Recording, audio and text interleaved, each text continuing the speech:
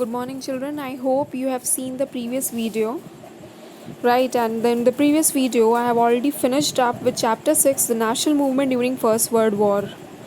And in that chapter, children, I have already covered, Lucknow Pact, Home Rule League. And after, Britishers were so nervous that they simply, out of nervousness, they simply, passed in support of the Indians the two reforms. In fact, the best reform was August Declaration. They declared in the month of August they would give them the self-governing institution, children. Let the war will give over because they were involved in the war and they wanted the effective cooperation from Indians. So they promised the Indians, right, they would give them self-governing institution, right, children? And the next cause was what after they win the war, children, in the year 1919, they again formed a next reform known by the name of Government of India Act of 1919, children. And here in this reform, they introduced hierarchy that was totally, rejected by Indians. They have not understood and was totally baseless and unsatisfactory. So listen to all these videos carefully, children, and you will get everything. Now I'm going to start in this video the next chapter, that is the president. Earlier, I have already finished up with the parliament. If you want, you can again, refer to the videos of the parliament because president is connected with the parliament. President is one of the most important member of the parliament. Without this, bill can never become an act. Why? Because the bill needs his signature. Right, children? So, parliament comprises of, as I told you, parliament comprises of Lok Sabha, Rajya Sabha and the president, children. So, here president is the most important constituent of the Indian parliament, and I'm going to start with the president, its features, how he is elected, the manner of elections and everything. So before that, you need to refer to the parliamentary videos, children. Just clear it, right, and then focus on this video. So let's start with the president chapter, children. So here the President of India. Now let me introduce you the President of India, children. The President of India, he is the head of the executive, right? He implemented the executive head. That means he is the most important member of the executive wing, children. And if you remember, the democracy has three organs, as I already explained you in the chapter Parliament. The democracy is being divided into three organs. The first one is legislature or legislative, making law, that means the parliamentary bodies. The example is parliament. Next, executive wing, children. Executive wing comprises of the president and the PM. And the third one is judiciary. Judiciary means the court, that means supreme, high and subordinate court. So we have covered already the legislative wing, children, by the means of parliament. Next, in this video I am covering the executive. And in the executives, that means the member, they have to implement the laws passed by the parliament, implement or execute the laws passed by the parliament. And who is the head of the executive? He is the president. Yeah, right, children? President is the most important figure of the Indian parliament. Next, the head of the state, obviously he is the one who can implement, who can exercise the emergencies in the states, and he can take control over the states during the time of emergencies, children. Next, the first citizen, obviously he is the first citizen of the country. Next, parliamentary. Though in our constitution our country practices the parliamentary form of government, where we have given the more power, where we have given the power to the PM and his council. And everyone knows where PM forms in Lok Sabha and he forms the council of ministry. So PM and his council, they are the real executives. And here this president, he is the constitutional head of the state. That means constitution has made him the head, but the real head of the nation is the PM. Don't get confused.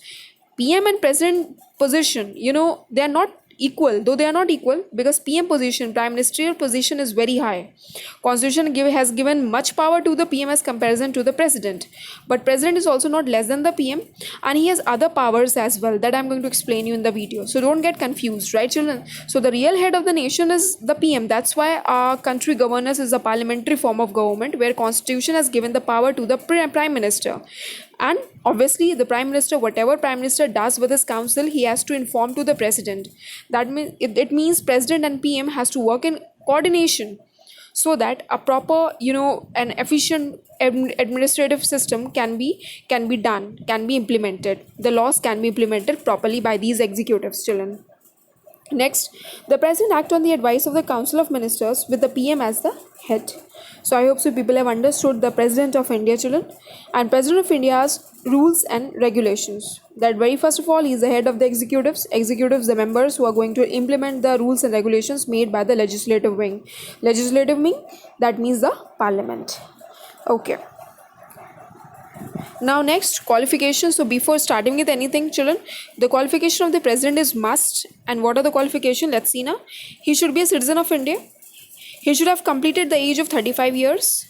Then is qualified to become a member of the Lok Sabha. So for choosing to be the president of India, he needs to be qualified to be a member of Lok Sabha. It is the main qualification, children. Always remember, he needs to be a member of the Lok Sabha before becoming the president of India. That means his membership of Lok Sabha is compulsory here. It is the most important part of the office qualification. Next, disqualification. On what ground he can be disqualified? He should not hold any office of profit. That means he should not take any advantage of his post, children. Then a person holding the assembly of Lok Sabha or state legislative assembly may contest the presidential election. So that means disqualification people have already known now. He should not hold any office of profit. That means he should not take advantage of his post. Now the most important part of this chapter ki who can be the president of India, like which members can fight for the president of India. So here the constitution has given what the power to the speaker, right? A speaker can fight for the election of the president of India. And children, here just clear yourself, speaker is the Lok Sabha, speaker is the head of the Lok Sabha, and speakers we have in the legislative assemblies as well. Legislative assemblies, you know, state parliament, right children? The speaker of Lok Sabha or speaker of state legislative assemblies can come and fight for presidential elections, right children? And next we have an MP. Any member of the parliament can give his name for the presidential post, right children? So these officials can fight for presidential elections. And always remember children, these officials needs to be already the member of the parliament. They are not from the raw candidate, just in the way we see in the case of PM, right? Because prime minister elections is a direct election, so publicly directly elect the candidates. But here the case is different, children. President is elected indirectly, right, through some bodies that I'm going to explain you later on. Like president is elected here by the elected members of Lok Sabha, Rajya Sabha and the state legislative assembly members, right? And who can be the president of India, who can fight for the presidential elections? He needs to be a speaker. He can be a speaker, children, of Lok Sabha, or else he can be a speaker of state legislative assembly. Be very very clear. And next children, he can be the member of the parliament. These three candidates can come and fight for presidential elections. Now next, the presidential candidate will have to be proposed by 50 members of the electoral college and seconded by another 50 members. Now children, the most important part of presidential election is what? Before giving the names of the presidential post, that means suppose any speaker or any member of the parliament can give his name for the presidential election. But children, just if we want his name to be given, he needs to have a backing for his name. He needs to have a support of the parliamentary member for his name, so that parliamentary members may support his name. So just by giving his name, he needs to have a support of at least 50 members and 50 seconders. That means he needs to carry the support of 100 members in order to register himself as the presidential candidate, right children? So if he just want to send his name, so he just want to support, he just need to secure the majority. And how much majority he needs just to get his support for his name? He needs to have 100 members majority, 50 proposers and 50 seconders, so that they can put a stamp on his name, just need to send his name for presidential candidate, children. Let's come to another slide now. Now term of office. For how many term the president is elected? The president is elected for 5 years term. He can eligible for re-election. Next, can give resignation. If he want to give resignation, he can give the resignation to the vice president of India, children. Vice president, another candidate, and everyone knows vice president is the ex officio chairman of the Rajya Sabha also. And ex officio, why? Because vice president enjoys two posts. First, he can be the vice president, and next, he is the chairman of Rajya Sabha, children. And here vice president is elected by the elected member of Lok Sabha and Rajya Sabha, and president is elected by the elected member of Lok Sabha, Rajya Sabha and the state legislative assemblies. So don't get confused over here. Now, procedure of impeachment. Impeachment means the removal of the president of India. Children, always remember the president can be removed, but the PM removal can never take place in the parliament. Please try to understand over here. Try to clear one point over here, children. Impeachment is the removal that needs to be discussed in the houses of the parliament. Impeachment can be done only in case of president, right, and the judges, right, children. But impeachment can never take place in case of prime minister. Prime minister can never be impeached. He needs to be dissolved. Dissolved means a no confidence motion can easily pass against the PM, and he has to give the resignation. And this way, the whole house, that means the Lok Sabha, needs to be prepared for the next election. That means Lok Sabha is dissolved. The PM can never be, prime minister can never be impeached. Always remember, children. Just no confidence motion is passed by the opposition party in the Lok Sabha, and if it is proved with 2/3 majority, children, the PM has to give the resignation along with his council of ministry. But the case of impeachment is quite different. Impeachment means removal that needs to be discussed in the both house of parliament, right, children. And for the dissolution of PM, we don't need to discuss in Rajya Sabha. Just Lok Sabha members are quite enough for dissolution of the PM.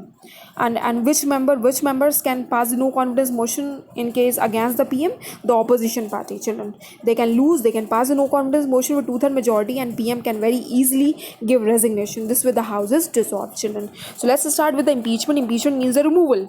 Now, what do you mean by impeachment now? The very first thing, it can be removed for violation of the constitution. The president, very first of all, how the president is removed, first of all, the charges has to be there against the president. And now what charges, children? Don't get confused.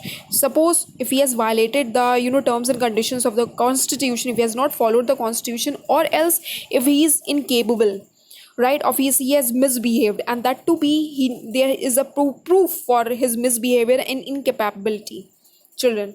Now let's start. Now, what is impeachment? Now, the resolution to impeach may be moved in either house of parliament. Any house can take up an initiative and move the resolution against the president if they want. Any house, be it Lok Sabha or Rajya Sabha, if they want to remove the president of India, children, any house can take up this cause, can take up the impeachment issue, right? Next, must be passed by 2/3 majority of total membership of that house. Suppose Rajya Sabha has initiated the removal of the president, right? Now Rajya Sabha needs to carry the 2/3 majority of his whole members. That means 2/3 majority of 250. Rajya Sabha's strength is right now 250, children. So that means Rajya Sabha needs to carry the majority of 2/3 into 250, children. This much majority Rajya Sabha needs to carry, children, right? So that they can pass the impeachment for the president. Next, children. Then the charge is investigated by the other house with the same majority. Now afterwards it moves to the another house, that is Lok Sabha, and with the same majority Lok Sabha will investigate the charges whether it is true or not. Then has a right to be defended by the council. Now what happened? What will the president do in this case? He can very easily defend it by the council. Somebody can come and defend the president. Here the president can keep his proofs of saving himself, right, children? Next, if the charges are sustained by 2/3 vote in the other house, the impeachment succeed. That means if impeachment needs to be successful, that means the other house has to approve with 2/3 majority, right, children? And if it is successful, that means both the houses is successfully passed the 2/3 majority, right? Then only the impeachment process will be passed properly, children. And if any house fail to secure the 2/3 majority against the president, children, then impeachment can never be succeeded. It is must for the impeachment that there has to be a proper 2/3 majority passed in one house, then approved by another house with the same majority. Then only the impeachment succeeds. Otherwise it leads to a failure. So this way we have this way we reach to the end of the video, children. So I hope so people have understood the procedure for impeachment and the president of India, children. Don't get confused. I'll give more videos related to this. Listen to the videos carefully, right? And before coming to this video, children, just refer to the parliamentary videos I've already given much beforehand. And the parliament, obviously the most important candidate of the parliament is the president, right? Because the constituent of Indian parliament is the Lok Sabha, the Rajya Sabha, and the president of India. So do listen to this videos attentively, children. Till then, thank you.